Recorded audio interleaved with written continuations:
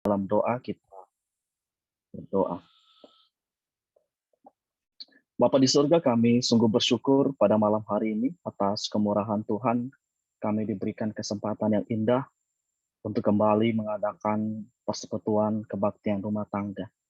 Tuhan tolong kami, dan secara khusus pada saat ini Tuhan, kami rindu untuk kembali diberkati dengan kebenaran firman-Mu. Tolong kami sehingga kami boleh memahami apa yang menjadi kehendak Tuhan dalam kehidupan kami. Terima kasih Bapa, di dalam nama Tuhan Yesus kami berdoa. Amin.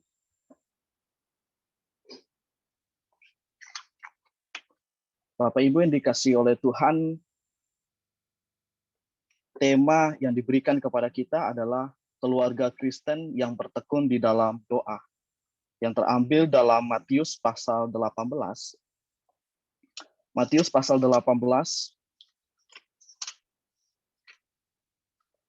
ayat 19 sampai 20. Matius pasal 18 ayat 19 sampai 20. Saya akan membacakannya bagi kita semua.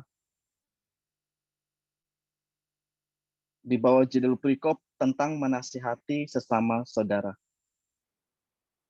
Demikianlah firman Tuhan. Dan lagi aku berkata kepadamu, jika dua orang daripadamu di dunia ini sepakat meminta apapun juga, permintaan mereka itu akan dikabulkan oleh Bapa-Ku yang di sorga. Sebab di mana dua atau tiga orang berkumpul dalam nama-Ku, di situ aku ada di tengah-tengah mereka. Demikian jauh bacaan firman Tuhan pada saat ini. Yang berbahagia adalah kita yang membaca firman Tuhan, merenungkannya, teristimewa jika kita melakukannya dalam kehidupan kita sehari-hari. Bapak Ibu yang dikasihi oleh Tuhan, berdasarkan tema kita pada malam hari ini, berbicara tentang keluarga Kristen yang hidup di dalam persekutuan doa, saya memberikan beberapa definisi bagi kita. Yang pertama, keluarga Kristen berarti keluarga yang beragama Kristen. Saya hanya menekankan tentang keluarga yang beragama Kristen. Entah Kristen seperti apa, itu lain cerita. Yang kedua, ketika kita berbicara tentang bertekun, kita berbicara tentang suatu sikap, suatu tindakan di mana kita berkeras hati dan sungguh-sungguh. Itu menurut KBBI. Dan yang terakhir adalah doa. Menurut Martin Luther, doa adalah nafas hidup orang percaya. Seringkali kita berkata bahwa doa adalah komunikasi kita dengan Tuhan. Sebentar kita akan melihat lebih jauh tentang definisi ini. Berikutnya. Kalau kita belajar dari konteks ayat kita pada saat ini, dari ayat 15 sampai 20, lalu dilanjutkan ke ayat 21 sampai dengan 35, maka ada dua hal yang kita temukan. Yang pertama, konteks ayat berbicara tentang pengampunan. Yang kedua, konteks ayat berbicara tentang disiplin gereja. Dan hampir seluruh penafsiran, ya, hampir seluruh penafsir mengkaitkan ayat 19 sampai 20 ini dengan konteks di atas, yaitu konteks disiplin gereja, ya. Entah itu Matthew Henry, entah itu John Wycliffe, juga mereka memberikan penafsiran bahwa ayat di mana dua atau tiga orang berkumpul dalam namaku itu berkaitan dengan disiplin gereja. Tetapi ada beberapa pandangan lain, saya masukin di bawahnya. Yang pertama, Pak Budi Asari berkata bahwa ada pandangan lain yang menganggap bahwa ayat 19 sampai 20 boleh dikatakan terpisah dari ayat 18 sehingga bisa berlaku untuk umum. Yang kedua, Leon Morris adalah seorang pakar perjanjian baru. Dalam tafsirannya tidak menggabungkan ayat 19 dan 20 dalam kaitannya dengan disiplin gereja, melainkan membahas secara khusus dalam konteks doa persekutuan untuk khusus dua ayat ini. Selanjutnya, bagaimana kita melihat ayat ini dari sudut pandang kita sebagai orang-orang yang percaya? Kita mengambil jalan tengah, yaitu bahwa walaupun secara konteks ini berbicara tentang pengampunan dan disiplin gereja, tetapi ayat ini bisa kita terapkan juga dalam persekutuan kita dengan Tuhan, secara khusus dalam persekutuan kita bersama dengan keluarga kita masing-masing di rumah atau dimanapun kita berada. Sehingga kita tidak membatasi penerapan ayat ini khusus untuk aturan disiplin gereja, tetapi kita membawa ayat ini kepada kehidupan kita sehari-hari terutama dalam persekutuan kita. Selanjutnya.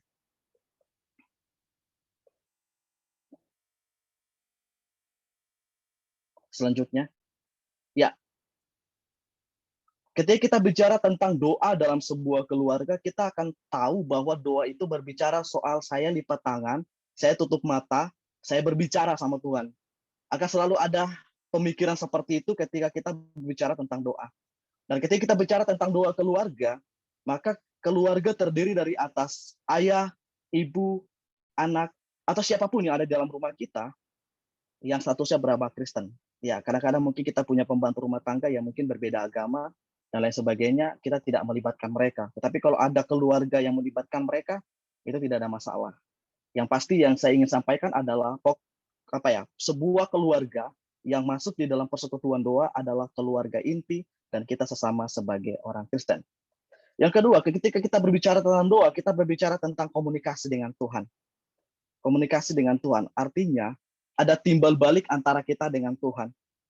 Ya, ketika kita bicara tentang doa, maka kita bicara soal hubungan antara kita dengan Tuhan.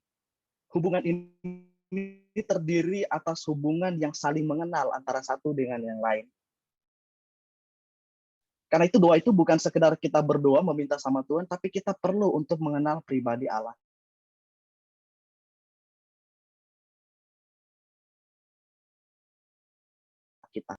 Kita tidak bisa sembarang meminta alam. Apalagi kalau kita bicara soal hal dengan permohonan, pertolongan dan lain sebagainya, sama orang yang tidak dikenal kita nggak bisa segampang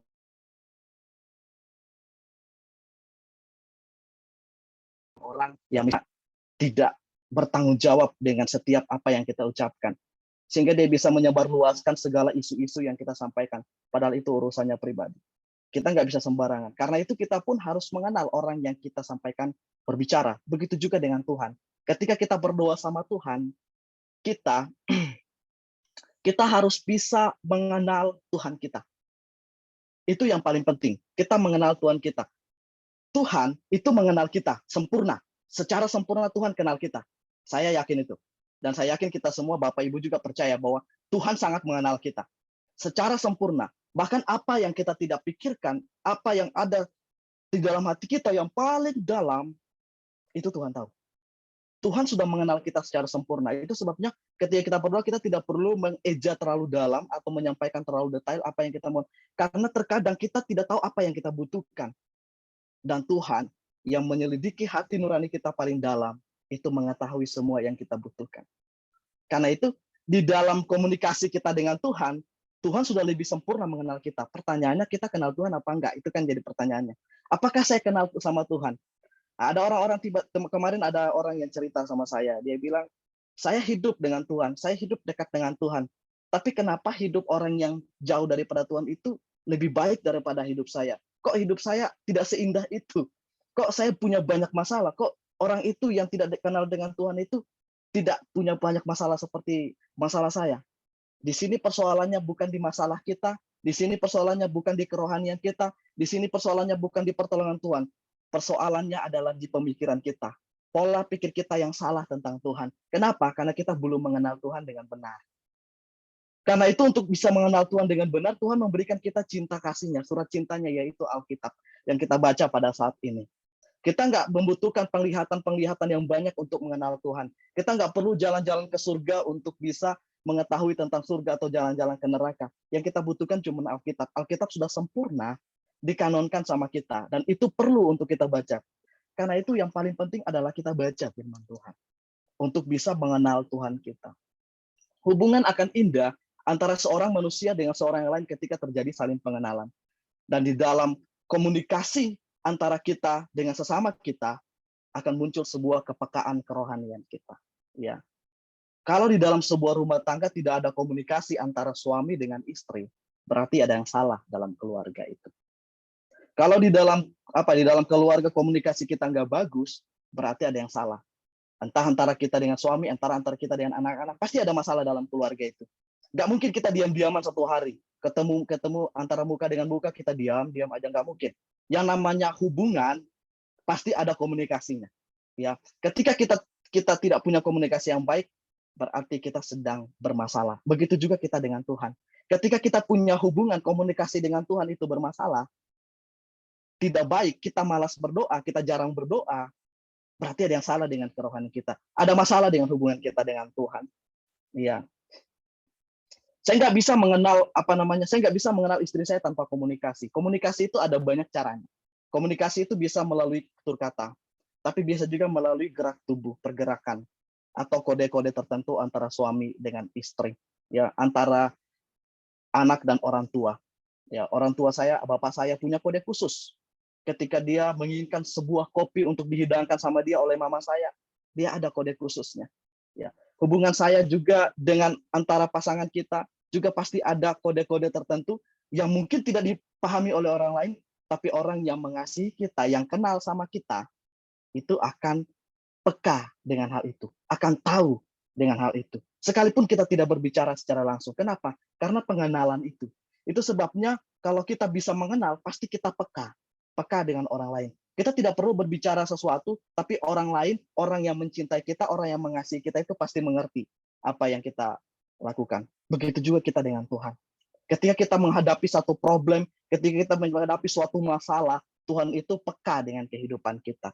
Persoalannya adalah kita yang tidak pernah peka dengan Tuhan. Itu yang menjadi persoalan kita. Sehingga seringkali terjadi yang menjadi masalah adalah hubungan kita dengan Tuhan terkadang itu kurang baik. Ya, terkadang itu kurang baik. Tapi saya percaya itu terjadinya di luar sana. Kita di sini semuanya adalah orang-orang yang sangat dekat dengan Tuhan. Dan di dalam doa kita pasti memiliki hubungan yang intim dengan Tuhan. Mari kita lanjutkan.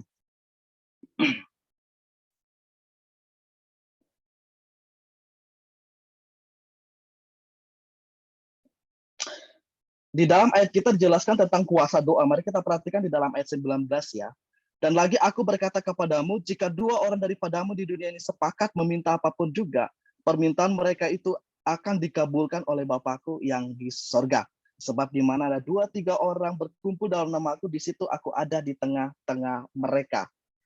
Yang pertama dikatakan doa yang sepakat itu akan dikabulkan. Pertanyaannya, apakah semua doa itu pasti dikabulkan oleh Tuhan? Itu kan jadi pertanyaannya. Tapi kan kalau kita bicara soal doa sepakat, maka kita akan berpikir bahwa doa itu akan lebih besar kuasanya. Saya akan luruskan pemahaman kita, saya bandingkan dengan Yakobus 5 ayat 16. Mari kita buka bersama ya. Yakobus 5 ayat 16, supaya kita tidak salah paham dengan ayat yang kita baca pada saat ini.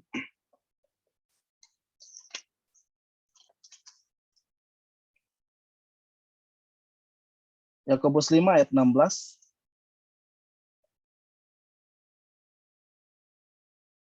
Demikianlah firman Tuhan. Karena itu hendaklah kamu saling mengaku dosamu dan saling mendoakan supaya kamu sembuh. Doa orang benar, bila dengan yakin didoakan sangat besar kuasanya. Jadi doa yang berkuasa atau kuasa doa, atau doa yang besar kuasanya, itu adalah doa orang yang benar, atau orang yang di dalam Tuhan, atau orang yang hidup di dalam kepercayaannya yang sungguh-sungguh.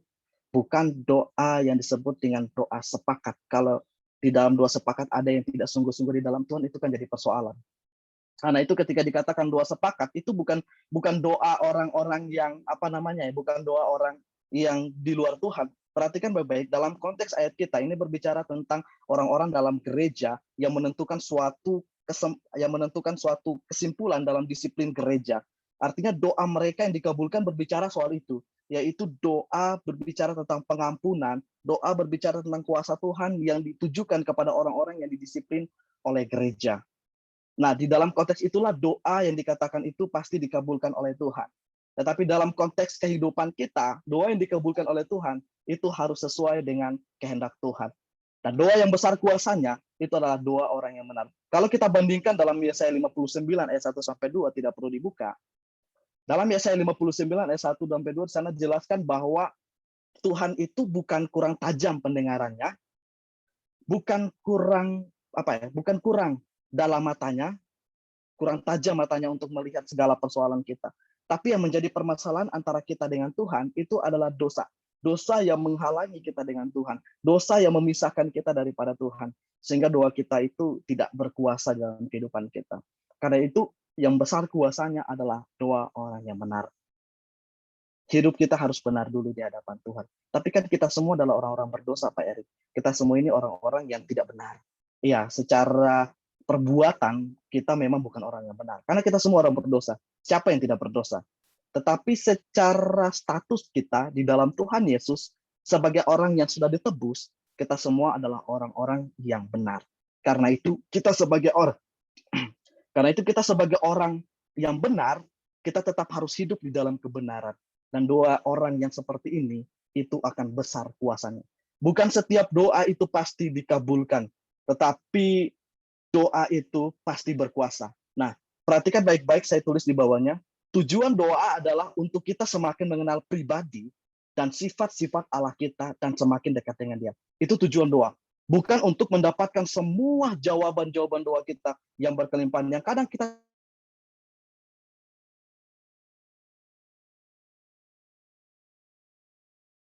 tidak tahu bahwa yang sebenarnya kita minta itu akan batal, tidak akan menjawab doa kita yang seperti itu. Ya, karena Tuhan itu punya rencana yang besar. Karena itu untuk bisa berdoa sesuai dengan Tuhan, kita mengenal Tuhan tadi, yang saya bilang tadi. Kita mengenal Tuhan, kita mengenal firman Tuhan. Dan kita tidak akan pernah kecewa ketika doa kita tidak dijawab oleh Tuhan, karena kita mengenal pribadi Tuhan kita. Saya mengerti kok Tuhan itu seperti apa. Ibaratnya ibaratnya di dalam kehidupan kita, misalnya nih, saya dengan orang tua, ketika saya masih kecil, buat saya kebaikan orang tua saya itu saya ukur dengan ketika orang tua saya belikan saya permen, ketika orang tua saya itu membelikan apa yang saya minta. Kalau saya juara, Tuhan kasih saya hadiah, orang tua kasih saya hadiah. Itu ukuran kasih sayang orang tua saya ketika saya masih kecil. Saya berpikir seperti itu. Tetapi ketika saya dewasa, saya mengerti bahwa ketika orang tua saya tidak memberikan saya permen, saya mengerti ternyata itu untuk kebaikan saya. Ya, karena orang tua kita memikirkan masa depan kita. Orang tua kita memikirkan yang terbaik buat kita. Sehingga kita tidak semua yang kita minta itu pasti dikasih sama orang tua. Begitu juga dengan Tuhan. Tuhan itu memikirkan kita. Tuhan itu peduli sama kita. Karena itu Tuhan tidak akan memberikan semua jawaban doa kita. Namun kita jangan kehilangan pengharapan tentang doa. Kita akan melihat lebih jauh tentang kuasa doa.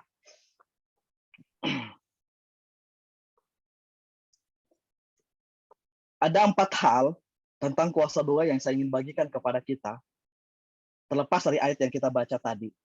Yang pertama, ketika kita semakin rajin berdoa, kita akan semakin mengenal Allah kita. Karena ketika kita berdoa, kita tahu mana yang dijawab oleh Tuhan dan mana yang tidak. Dan kita akan semakin mengerti, oh Tuhan tidak suka ini, oh Tuhan suka ini. Sehingga kita akan semakin mengenal Tuhan. Dan itu penting di dalam sebuah hubungan dengan Tuhan. Kita akan semakin intim dengan Dia, itu otomatis. Ketika kita sudah terus menaikkan doa kita, terus kita hidup dalam persekutuan doa dengan Tuhan, kita pasti semakin intim dengan Dia. Kemudian yang berikutnya, kita akan kuat dalam menghadapi badai. Jadi orang Kristen itu bukan hidup kita langsung semuanya jadi lebih mudah, ya. Jadi orang Kristen tidak akan jadi lebih mudah apa yang menjadi kehidupan kita. Di dalam perjanjian lama, di dalam Alkitab secara khusus, perjanjian baru juga, dicatat bagaimana tokoh-tokoh di dalam Alkitab, orang-orang yang takut sama Tuhan, itu mengalami badai kehidupan. Justru orang yang semakin dekat dengan Tuhan, mereka akan semakin mengalami badai yang besar. Misalnya sebuah pohon ya, kalau pohon itu semakin tinggi, angin di atas itu akan semakin kencang. Cuman kenapa pohon yang semakin tinggi itu tidak roboh? Karena akar yang di bawahnya itu juga semakin besar, semakin dalam, semakin kuat untuk mengokohkan batang pohon yang tinggi ini. Karena itu ketika kita hidup di dalam persekutuan dengan doa kita, dalam firman Tuhan yang kita baca, saya sangat percaya bahwa akar kita akan semakin kuat. Sehingga badai yang semakin besar akan kita hadapi, itu akan bisa kita hadapi dengan baik. Tidak mudah.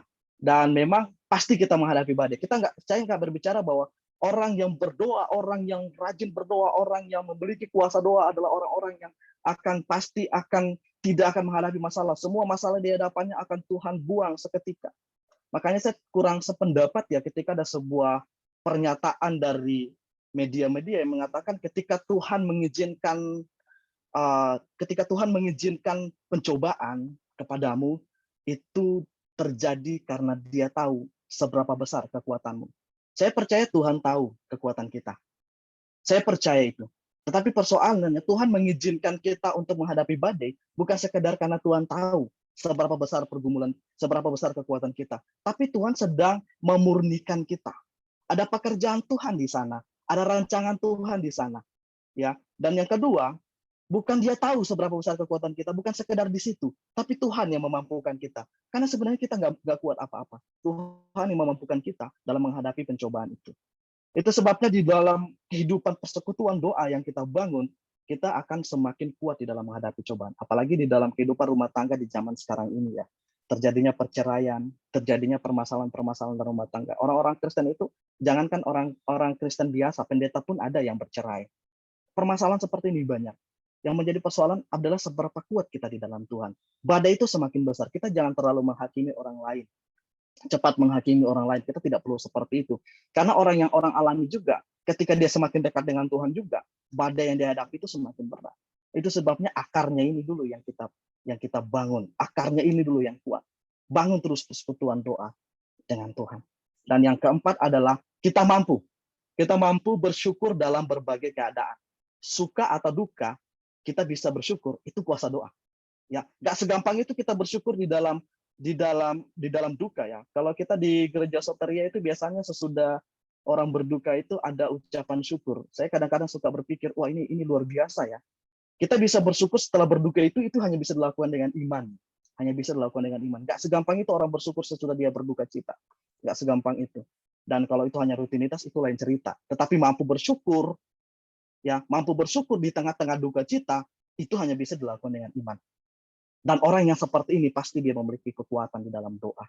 Pasti dia adalah orang yang dekat dengan Tuhan dalam doa dan dalam firman Tuhan. Karena dia mengenal Tuhan. Dia bersyukur yang apa yang dikerjakan oleh Tuhan baginya. Selanjutnya, kita sudah mengetahui tentang kuasa doa. Betapa luar biasanya kuasa doa. Karena itu, bagaimana kita membangun persekutuan doa kita. Yang pertama kita bicarakan dulu dengan keluarga kita. Ayo kita bangun, ajak istri, suami. Saya pernah berkhotbah di Riau ya. Saya berkhotbah di Riau bahwa tugas seorang suami itu bukan sekedar mencukupkan semua kebutuhan istrinya, kebutuhan anak-anaknya, anaknya sekolah, istrinya kepenuhannya dipenuhi, bukan sekedar itu. Tapi suami itu punya tugas dan tanggung jawab untuk membawa keluarganya kepada Tuhan. Karena itu kalau di gereja laki-laki lebih sedikit daripada perempuan kan itu jadi agak menyedihkan gitu kan.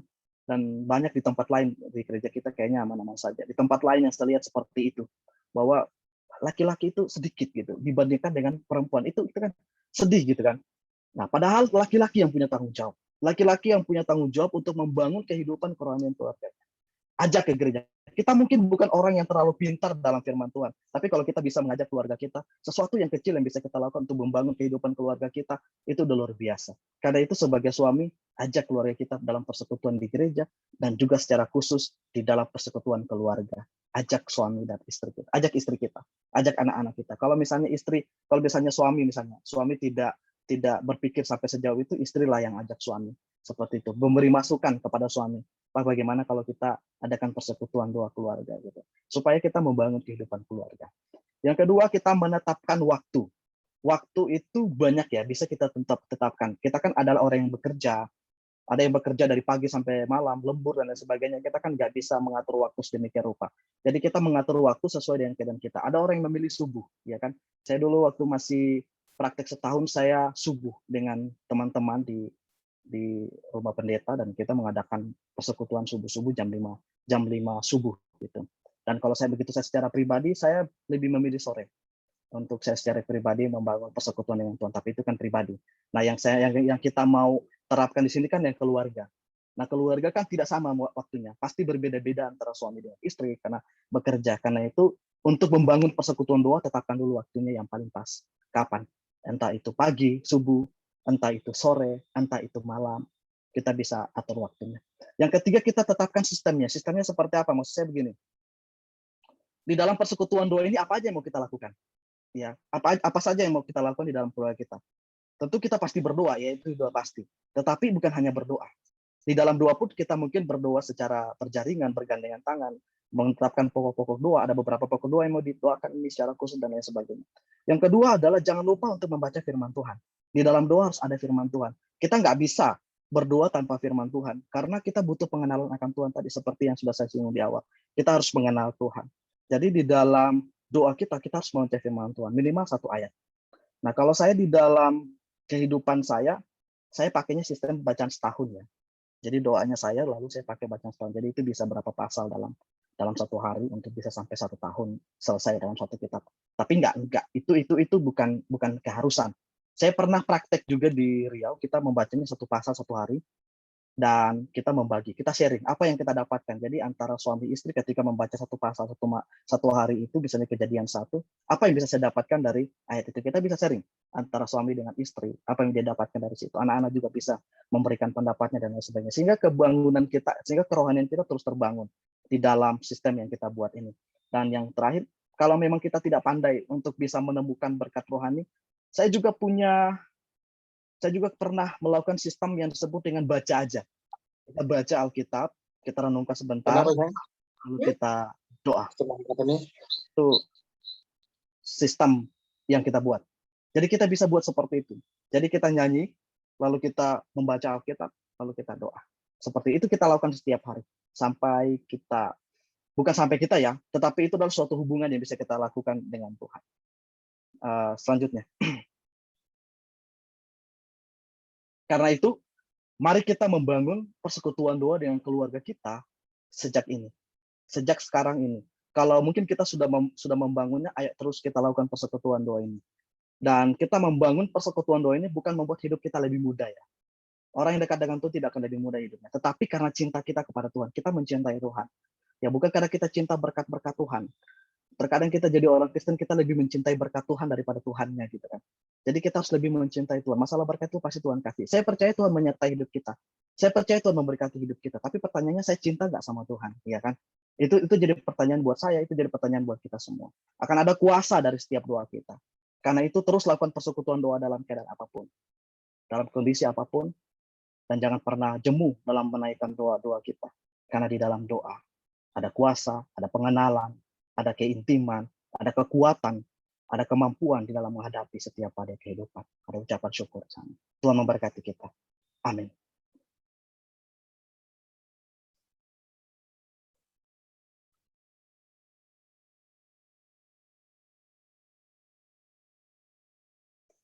Bahwa firman Tuhan yang sudah disampaikan kepada kita pada malam hari ini sungguh menjadi berkat bagi kita semua. Ada amin Bapak Ibu?